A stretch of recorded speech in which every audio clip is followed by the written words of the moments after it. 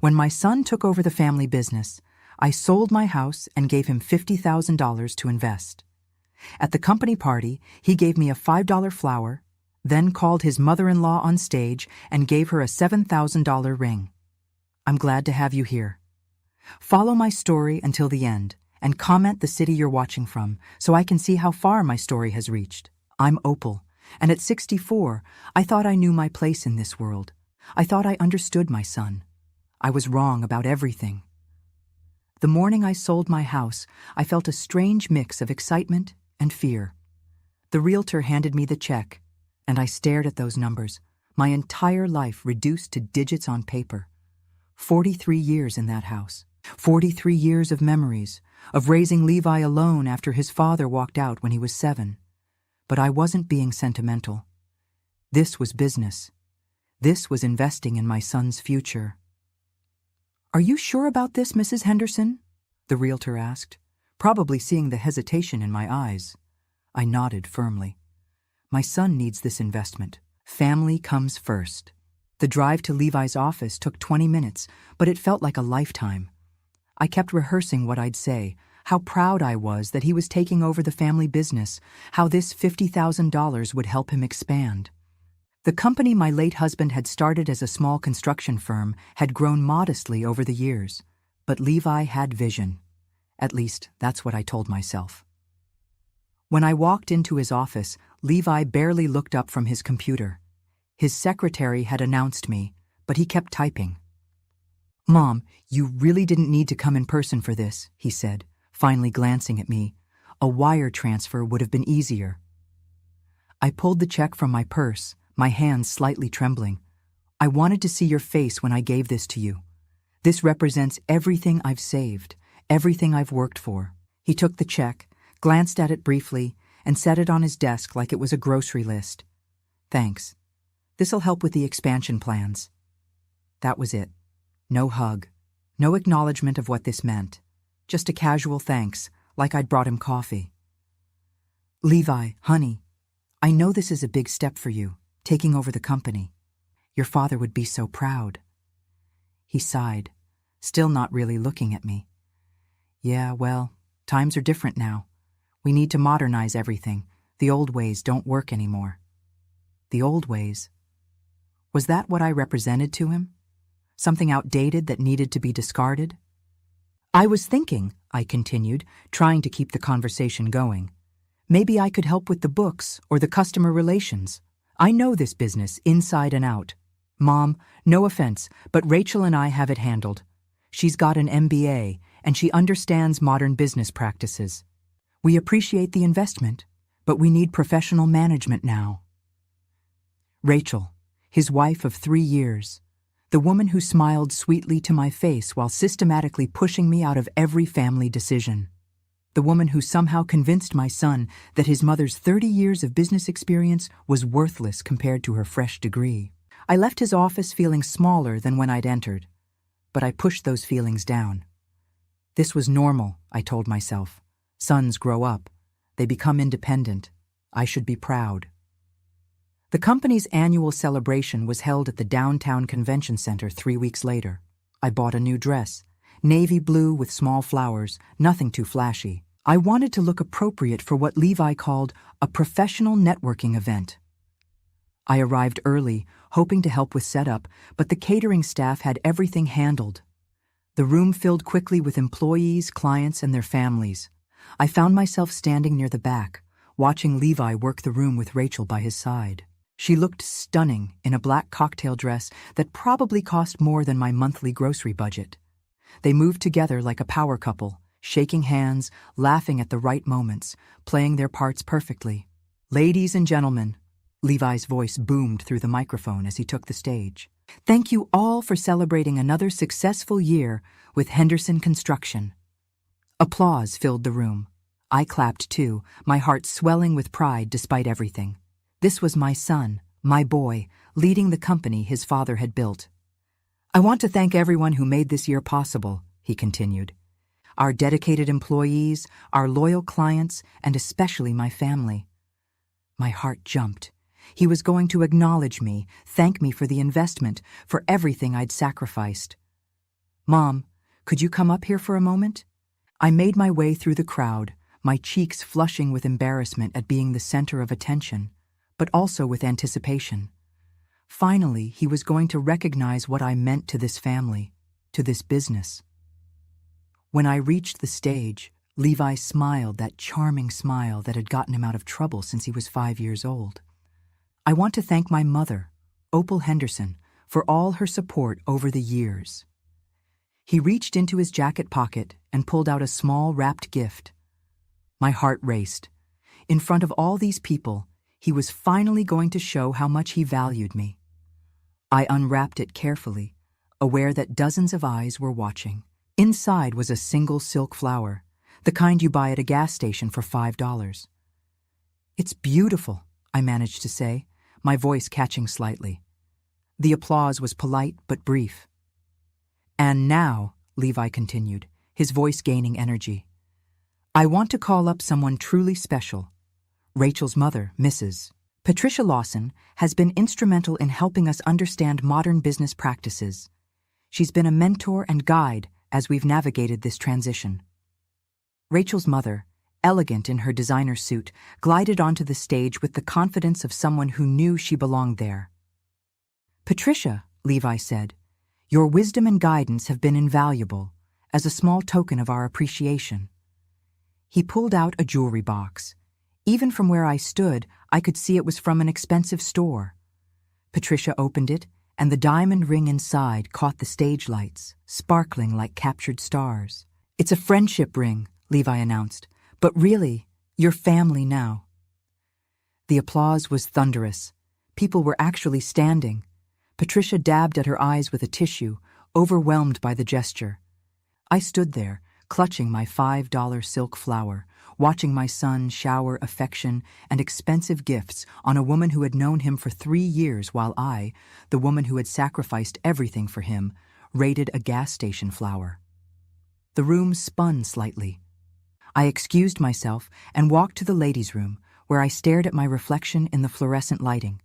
The woman looking back at me looked old, tired, invisible. When had I become so disposable? I splashed cold water on my face and took several deep breaths. This was fine. This was normal. Rachel's mother was helping with the business. The ring was just gratitude. The flower was. The flower was a message. When I returned to the main room, I caught sight of Harold Morrison, my attorney, standing near the bar. He raised his glass to me in a subtle toast, and I nodded back. As I watched my son continue his speech, talking about new directions and fresh perspectives, I realized something had shifted inside me. The hurt was there, deep and aching, but underneath it was something else, something I hadn't felt in years. Clarity. Driving home from the company celebration, I couldn't stop my hands from shaking. The silk flower sat on my passenger seat, mocking me with its artificial cheerfulness. $5. That's what 37 years of motherhood was worth to my son. I pulled into my driveway, except it wasn't my driveway anymore. The new owners were moving in next week. I was staying at a small apartment across town, a temporary arrangement until I figured out what came next. But sitting in that rental car, staring at the house where I'd raised Levi, the memories came flooding back whether I wanted them or not. Levi was 7 when Robert left us. I remember coming home from my job at the bank to find a note on the kitchen counter, not even the courtesy of a face-to-face goodbye. "I can't do this anymore, Opal. I need something different." That was it. 20 years of marriage reduced to 2 sentences. Levi found me crying at that same kitchen table later that night. "Where's Daddy?" he asked, his small hands clutching a toy truck. "Daddy had to go away for work," I lied, pulling him onto my lap. "But I'm here. I'll always be here." And I was. Through everything that followed, I was there. The bank job paid enough to cover basics, but barely.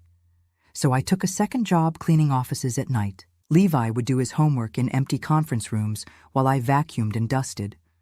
Sometimes he'd fall asleep on a couch, and I'd carry him to the car at midnight, his small body heavy in my arms. "Why do you work so much, Mama?" he asked me once when he was 10. So you can have everything you need, I told him. So you can go to college and be anything you want. He seemed to accept that. Back then, he still hugged me goodnight. When Levi turned 12, I discovered his gift for numbers. His math teacher called me in for a conference. Mrs. Henderson, Levi has real potential in business and mathematics. Have you considered accelerated programs? I had. I'd researched every option, every scholarship, every opportunity. But most required investments I couldn't afford. Special tutoring, summer programs, equipment.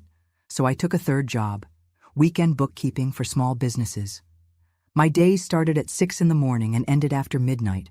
I survived on coffee and the dream of Levi's future. Mom, you don't have to work so hard, teenage Levi told me one Sunday when I dozed off during his school presentation. I can get a job, help out. No, I said firmly. Your job is to study. Mine is to make sure you can. I worked myself into exhaustion so he could focus on academics. When he got accepted to business school with a partial scholarship, I was so proud I cried for an hour. But partial wasn't full. I took out loans against the house to cover the rest. I'll pay you back, Mom, he promised the day I drove him to campus. When I'm running Dad's old company, I'll pay back every penny. I believed him, not because I needed the money back, but because I trusted his gratitude would last. But something changed during college. His phone calls became shorter, less frequent. When he brought Rachel home during his senior year, I could feel the shift immediately.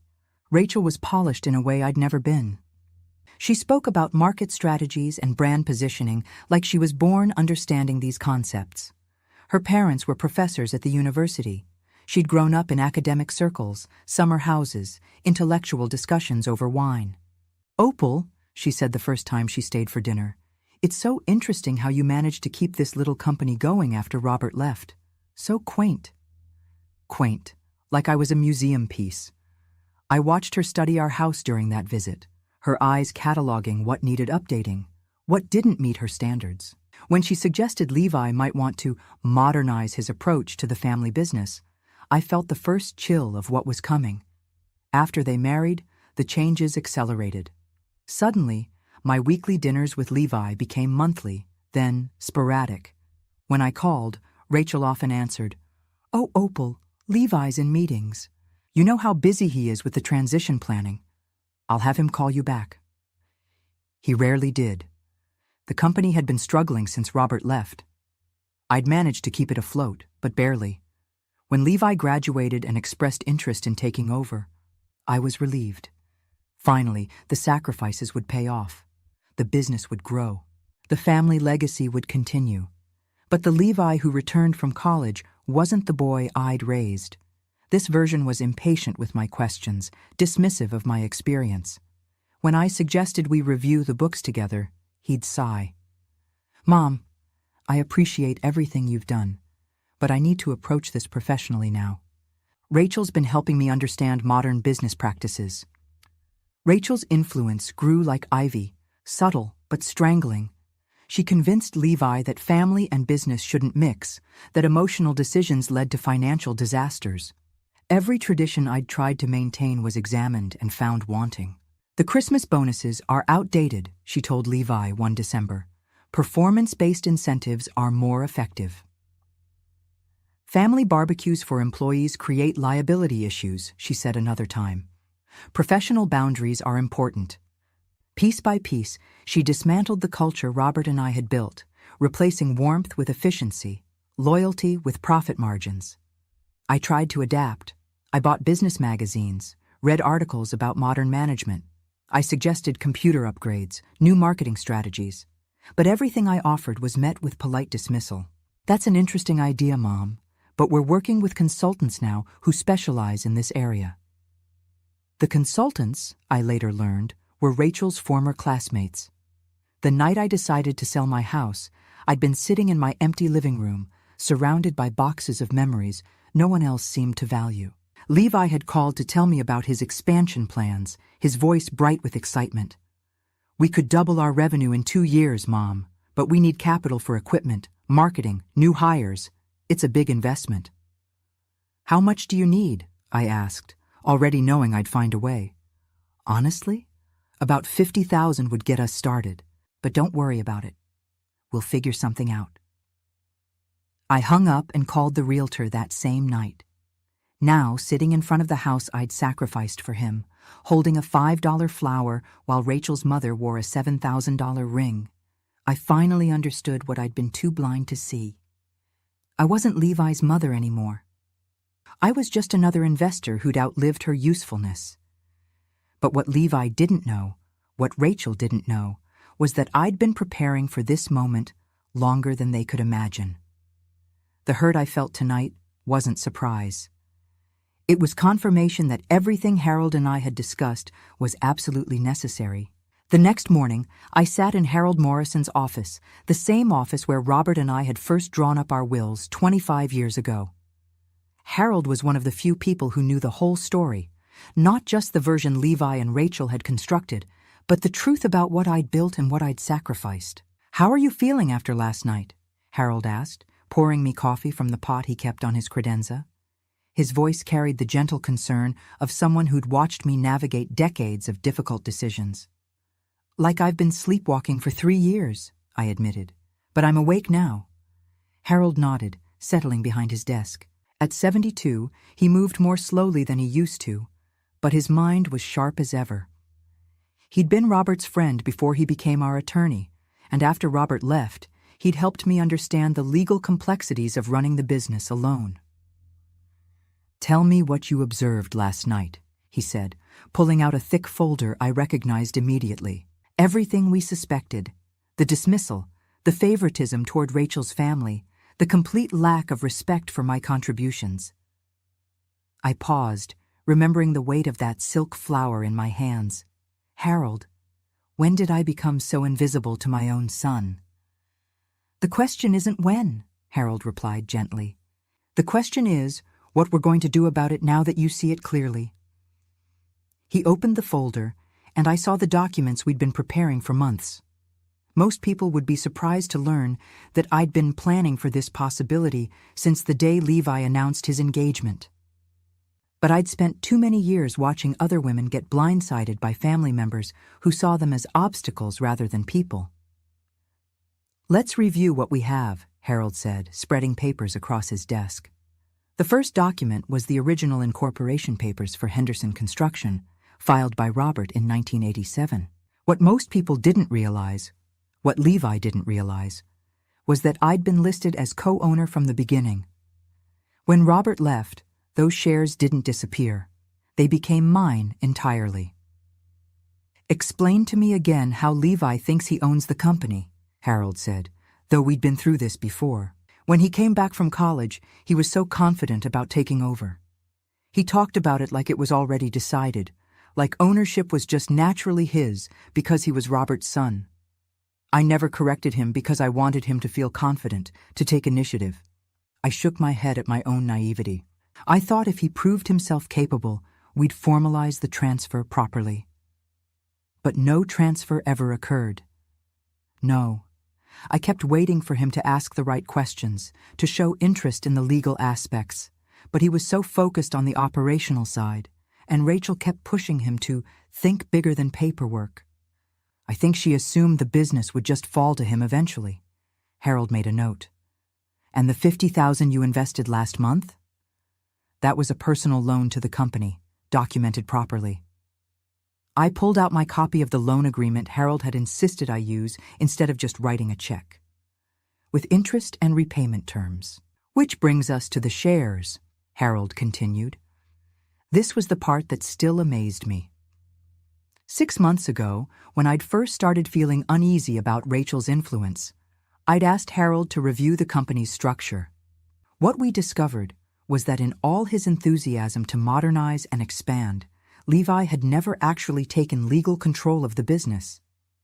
"He's been operating as if he owns it," Harold explained, "but legally, you retain 60% ownership. The remaining 40% was held in trust for him, pending proper succession planning that never happened." So when he gave me that flower last night, he was disrespecting the majority owner of his company. The irony wasn't lost on me. Levi thought he was dismissing his demanding mother. In reality, he was insulting his business partner. "There's something else," Harold said, his tone becoming more serious. "I've been reviewing the company's recent financial records, the ones you're entitled to see as majority owner."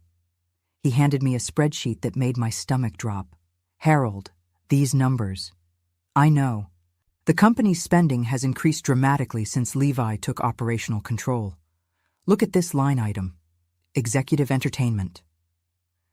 I scanned the figures. $12,000 in 3 months? For entertainment? I had my assistant do some research. It includes the jewelry purchase for Rachel's mother, a weekend getaway for their anniversary, and several expensive dinners with potential clients who never materialized into actual business. My hands tightened on the papers. He's using company funds for personal expenses. It appears so. And here's the concerning part. With these spending patterns, the company will be in financial trouble within 6 months, even with your $50,000 injection. I leaned back in my chair, feeling the weight of betrayal settle deeper. Not only had Levi disrespected me personally, but he was mismanaging the business I'd helped build and preserve. "What are my options?"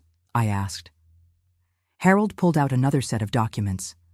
"As majority owner, you have several. You can call a board meeting and review all financial decisions. You can require approval for expenditures over a certain amount. Or you can exercise your rights as majority shareholder and resume active control of the company." The thought was both terrifying and liberating. I'd stepped back to give Levi space to lead, but he'd interpreted my respect for his autonomy as abdication of my authority. What would that look like practically? "You'd be back in charge of major decisions. Levi could remain as operational manager, but under your oversight, all significant expenditures would require your approval, and any changes to company policy or structure would need your consent." I thought about the way Levi had dismissed my suggestions, how Rachel had convinced him that family involvement was unprofessional. They'd wanted me out of the business. Now they were about to learn why that had been a mistake. "There's one more thing you should know," Harold said, his voice careful. "I received a call yesterday from a business broker. Someone's been inquiring about Henderson Construction's availability for sale." "What? Who?" "The inquiry was anonymous, but the timing is suspicious. My guess is that Levi and Rachel are exploring options that would give them liquidity without having to deal with the family complications." The betrayal cut deeper. They weren't just dismissing me. They were planning to sell the company my husband built that I'd sacrificed to preserve without even consulting me. "Harold, I want to call a board meeting." "When?" "This week. It's time my son learned who actually owns this company." Harold smiled, the first time I'd seen him look pleased in months. "I'll prepare the proper notices. As majority shareholder, you have the right to call an emergency meeting with 48 hours notice." "And the financial review?" "I'll have a complete audit ready.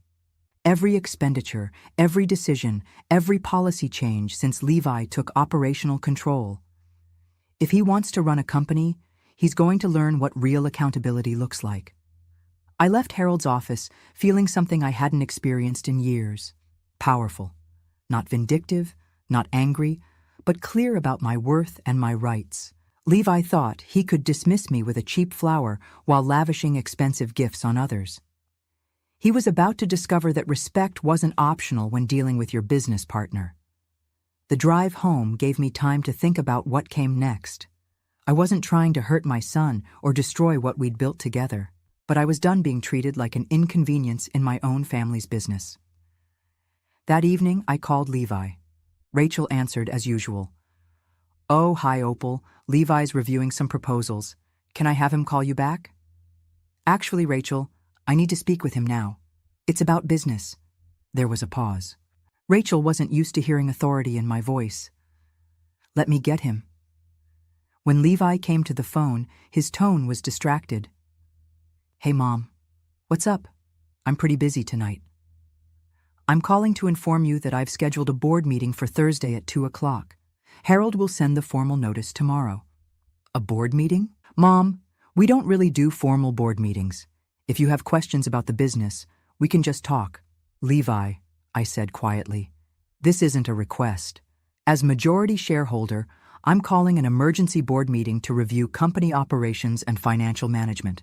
I expect you and any other relevant parties to be there. The silence stretched for several seconds. Majority shareholder? Yes, son. I think it's time we had a proper conversation about how this company actually works. Thursday afternoon arrived gray and drizzling, which seemed fitting for what I knew would be an uncomfortable conversation. I dressed carefully, a navy suit I'd worn to important bank meetings years ago, updated with a silk blouse and pearl earrings. I wanted to look like what I was, a businesswoman, not just somebody's mother. I arrived at the Henderson construction office 15 minutes early. The conference room felt different now that I understood my actual position here. This wasn't Levi's domain that I was entering as a guest. This was my company, where I was allowing him to work. Harold sat across from me, his briefcase open and files organized. He'd prepared 3 copies of every document, one for me, one for Levi, and one for the company records. "How are you feeling?" he asked quietly. "Like I'm about to wake up from a very long dream," I replied. Levi arrived exactly on time, Rachel close behind him. I noticed how she scanned the room, taking in Harold's presence and the formal setup. Her expression shifted from mild curiosity to concern. "Mom, I still don't understand why we need Harold here for a family discussion," Levi said, settling into a chair across from me. "Because this isn't a family discussion," I replied evenly. "This is a business meeting between partners." Rachel leaned forward slightly. "Partners?" Harold opened his briefcase and pulled out the first set of documents. "Perhaps we should start with the company's current ownership structure." He slid papers across the table to both Levi and Rachel. I watched my son's face as he read, seeing confusion give way to something approaching panic. "I don't understand," Levi said slowly. "These papers show you owning 60% of the company." "That's correct," I replied. "I've been the majority owner since your father left. You've been operating under management authority I granted you, but ownership never transferred." Rachel snatched the papers from Levi's hands, her eyes scanning rapidly. "This can't be right. You retired. You stepped back." "I stepped back from daily operations," I clarified. "I never retired from ownership." Harold pulled out another folder. "This brings us to the financial review Mrs. Henderson requested as majority shareholder." "Financial review?" Levi's voice cracked slightly. "Yes," I said, my voice steady despite the turmoil in my chest. "As a business owner, I have the right to examine how company funds are being used." Harold spread out printouts showing the last 6 months of company expenditures. The numbers were even worse than what he'd shown me in his office. "Levi," I said, pointing to specific line items, "can you explain these charges? $1,700 for a dinner at the Metropolitan? $3,000 for a weekend at the Ritz-Carlton? A jewelry purchase for $7,000? Levi shifted uncomfortably. Those were business expenses, client entertainment, relationship building. "Which clients?" Harold asked, consulting his notes. "I called the restaurant and the hotel. Neither occasion included anyone outside your immediate family." Rachel's face flushed. "This is harassment. Every business has entertainment expenses." "Every business does," I agreed. "But most don't charge personal jewelry purchases to company accounts, especially when that jewelry was a gift to the owner's mother-in-law at a company celebration. The ring. I'd suspected it the moment Levi pulled out that expensive box, but seeing it itemized in the company's books made my stomach turn. "That ring was a token of appreciation," Rachel said defensively. "My mother has been instrumental in advising the company's growth strategies." "Your mother has no official role with Henderson Construction," Harold replied, checking another document. "She's not an employee, consultant, or board member. She's not entitled to gifts purchased with company funds." Levi ran his hands through his hair. "Mom, I can explain all of this. Business entertainment is normal. The ring was maybe a mistake, but we can reimburse." "The ring is just one item," I interrupted. "Harold, show them the full analysis." Harold pulled out a comprehensive breakdown that painted a damaging picture. In 6 months, Levi had increased company spending by 40% while revenue remained flat. The $50,000 I'd invested was already nearly gone, absorbed by modernization efforts that seemed to consist mainly of expensive dinners and office decorations. At this rate, Harold said matter-of-factly, Henderson Construction will be insolvent within 4 months. That's impossible, Rachel snapped. The company is growing. We have new clients, new opportunities. Which clients? I asked. I've reviewed the actual contracts. Revenue is down 12% from last year. Levi looked stricken. The expansion takes time. We're investing in growth. You're spending money the company doesn't have on personal luxuries, I said firmly. This isn't investment. It's mismanagement. Rachel stood up abruptly. I don't have to sit here and listen to accusations. Levi, we should go. Sit down, I said quietly, but with authority I hadn't used in years. This meeting isn't over. Rachel hesitated, clearly unused to being spoken to that way by me. Slowly she sat back down. Here's what's going to happen, I continued. Effective immediately, all company expenditures over $500 require my written approval. All company credit cards are suspended pending review. Any personal charges to company accounts will be reimbursed within 30 days or deducted from salaries. You can't do that, Rachel said, her voice shaking with anger. Actually, she can, Harold replied calmly. As majority owner, Mrs. Henderson has the authority to implement any financial controls she deems necessary. Levi looked from Harold to me, understanding finally dawning. Mom, are you taking the company away from me? The pain in his voice almost broke my resolve. This was still my son, still the little boy I'd worked 3 jobs to support. But he was also a grown man who disrespected me publicly while mismanaging the business I'd sacrificed to preserve. I'm not taking anything away from you, I said carefully. I'm taking back what was always mine. You can continue as operations manager, but under proper supervision. This is ridiculous, Rachel said, standing again. Levi, we don't have to accept this. We can fight this legally. Harold smiled slightly. I'd be happy to represent Mrs. Henderson in any legal proceedings. The ownership documents are quite clear, and the financial mismanagement is well documented. Financial mismanagement? Levi's voice rose. I'm building something here. I'm trying to grow the business my father started. Your father started this business, I said quietly, but I'm the one who kept it alive after he left. I'm the one who worked multiple jobs to pay the bills when you were too young to understand. I'm the one who took out loans against my house to fund your education.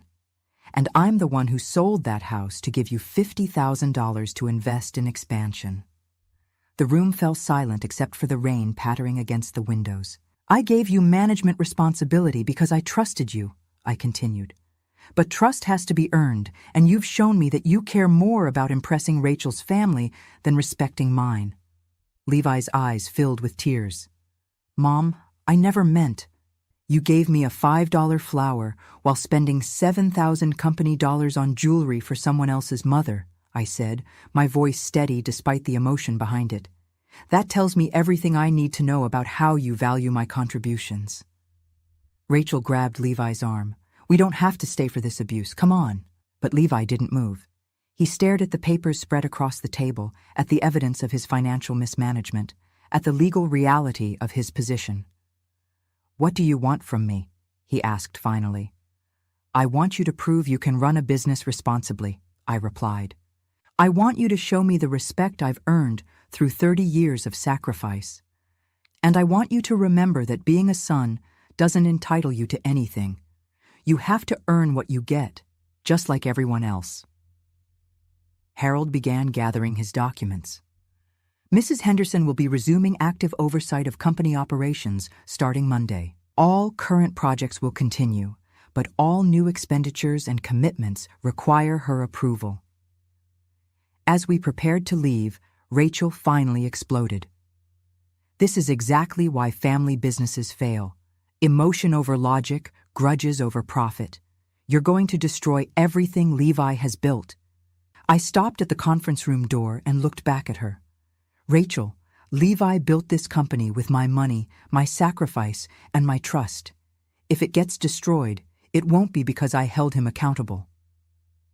Walking to my car, I felt lighter than I had in months. The confrontation was painful but necessary. Levi needed to learn that respect wasn't optional, that ownership had responsibilities, and that I wasn't just his mother anymore. I was his business partner, and it was time he started acting like it. The first week of my resumed oversight passed quietly, almost too quietly. Levi submitted expense reports without argument, attended our scheduled weekly meetings, and maintained a professional demeanor that felt strangely hollow. But I knew my son well enough to recognize the calm before the storm. It came on a Friday evening. I was reviewing the week's financial reports in my apartment when my phone rang. Rachel's number flashed on the screen.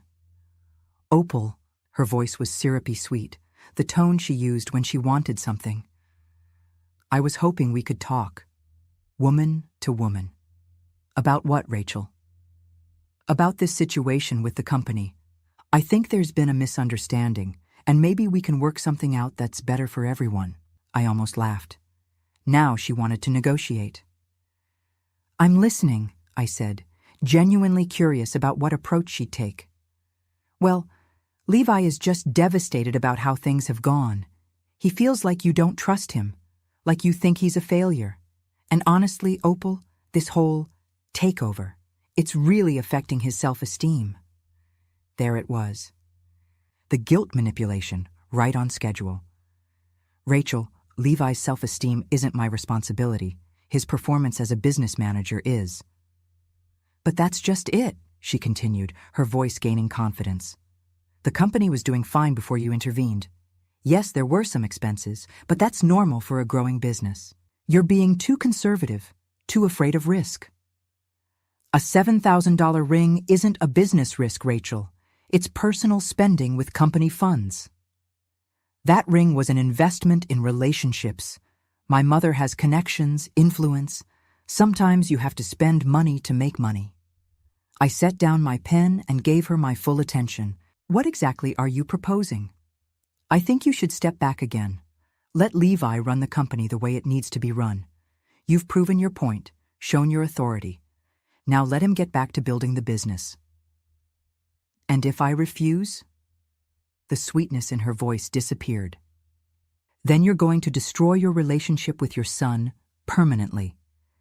Levi feels humiliated, controlled, like he can't be a man with his mother watching his every move. Is that really what you want? What I want, I said slowly, is for my son to run a profitable business responsibly. If that hurts his feelings, perhaps he needs to examine why. You're being cruel, Opal. Families should support each other, not tear each other down over money. I agree completely, which is why I'm confused about why you convinced my son to treat me like an inconvenience while showering your family with expensive gifts. Silence stretched between us. When Rachel spoke again, her mask had completely slipped. You know what? Fine. If you want to play hardball, we can play hardball. Levi doesn't need this company. He has options, better options. Such as? Companies that would appreciate his vision. Opportunities where he wouldn't have to answer to someone who's stuck in the past. There it was, the threat I'd been expecting. Rachel, if Levi wants to leave Henderson Construction, that's his choice. But he'll leave the same way he came, with nothing but his education and his potential. We'll see about that. She hung up without saying goodbye. I sat in my apartment staring at the phone, feeling sad rather than angry. Rachel was fighting for what she saw as her family's future, but she was doing it by trying to manipulate and threaten me. It reminded me too much of the tactics she'd used to distance Levi from me in the first place. The next Monday, Harold called with news I'd been dreading. Opal, I received papers this morning. Levi and Rachel have retained an attorney. They're challenging your authority over the company. On what grounds? They're claiming undue influence and questioning your mental competence to make business decisions. The words hit me like a physical blow. My own son was arguing in court, that I was mentally incompetent. They're also alleging that you've taken control of the company to spite them personally, not for legitimate business reasons. I closed my eyes, feeling a deep weariness settle over me. What do we need to do? We need to document everything. Your mental acuity, the business reasons for your decisions, the financial evidence of mismanagement. Fortunately, we have all of that. How long will this take?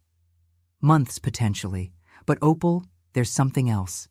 They're requesting immediate injunctive relief to prevent you from making any major changes to company operations while the case is pending. That evening, I called my older sister Margaret, something I rarely did anymore. At 70, she'd been through her own battles with ungrateful family members. Maggie, I need to ask you something. Am I being unreasonable? I told her the whole story, from the company celebration to the legal challenge. She listened without interrupting, occasionally making small sounds of disapproval. Opal, she said when I finished, that boy needs to learn that actions have consequences. But are you prepared for this to get uglier? What do you mean? Once lawyers get involved, families say things they can't take back. Are you ready for Levi to stand up in court and testify that you're incompetent? Are you prepared to fight your own son publicly? I thought about the little boy who used to fall asleep in my arms while I worked late at the office, the teenager who promised to pay me back for his college tuition, the young man who'd looked me in the eye and called the business his vision. Maggie, I raised him to be better than this. If he wants to fight me, then I'll show him what real strength looks like. The legal battle began in earnest 2 weeks later. Rachel had convinced Levi that I was having some kind of late-life crisis, that my decision to reassert control was irrational and vindictive. Their attorney painted me as a bitter old woman, trying to punish her successful son. But Harold had prepared meticulously. We had financial records showing the mismanagement, documentation of every expensive personal purchase charged to the company, and testimony from the company's long-term employees about the changes in leadership style. The most damaging evidence came from an unexpected source. Janet, the company's longtime bookkeeper, came forward with records she'd been keeping privately. Mrs. Henderson, she told Harold during preparation, I was worried about what I was seeing. The spending, the attitude changes. I started keeping copies of everything, just in case. Janet's records showed that Rachel had been pressuring Levi to make expensive purchases, always framing them as business necessities. She had documentation of conversations where Rachel had suggested that I was holding the company back and needed to be managed out of involvement. Most devastating was a recorded phone call where Rachel discussed plans to eventually buy me out at below market value, essentially forcing me to sell my majority stake for a fraction of what it was worth. She said Levi's inheritance was being stolen by an old woman who didn't understand modern business, Janet testified. She said they needed to find a way to get full control before Mrs. Henderson made decisions that would hurt their future. Listening to that testimony, I felt something break inside my chest. This wasn't just about business disagreements or different management styles. Rachel had been planning to steal my life's work, and she'd convinced my son to help her do it. The hearing took place on a gray Tuesday morning in downtown court. Levi sat across the courtroom from me, his face carefully neutral, but I could see the uncertainty in his eyes. Rachel sat beside him, her jaw set with determination. When it came time for Levi to testify about my mental competence, I watched my son struggle. He stumbled over his words, couldn't provide specific examples of my supposed incompetence, and repeatedly contradicted himself when pressed for details. Mr. Henderson, the judge asked finally, can you point to any specific business decision your mother has made that demonstrates poor judgment? Levi glanced at Rachel, then back at the judge. She's being too controlling, too conservative. She doesn't understand that businesses need to spend money to grow. But has she made any decisions that have lost the company money? No, but has she implemented any policies that have hurt company operations? The oversight is slowing things down. Mr. Henderson, yes or no? has your mother made any decisions that have demonstrably harmed the business? The silence stretched for almost a minute. Finally, Levi whispered, "No."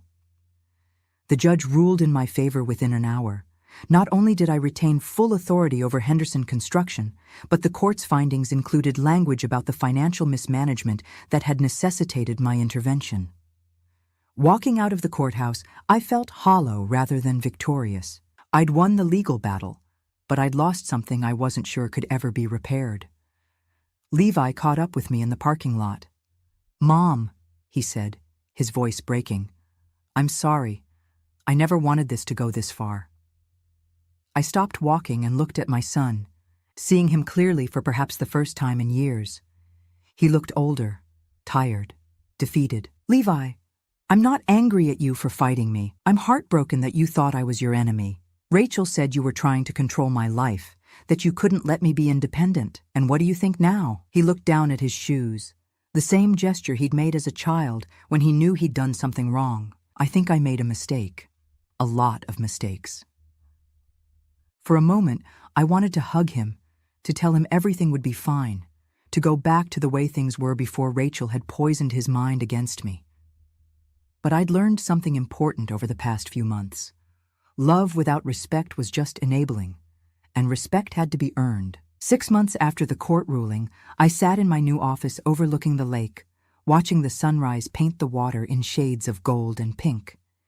It was a view I'd never thought I'd have, a life I'd never imagined possible at 64. The decision to sell Henderson Construction hadn't been easy, but it had been necessary.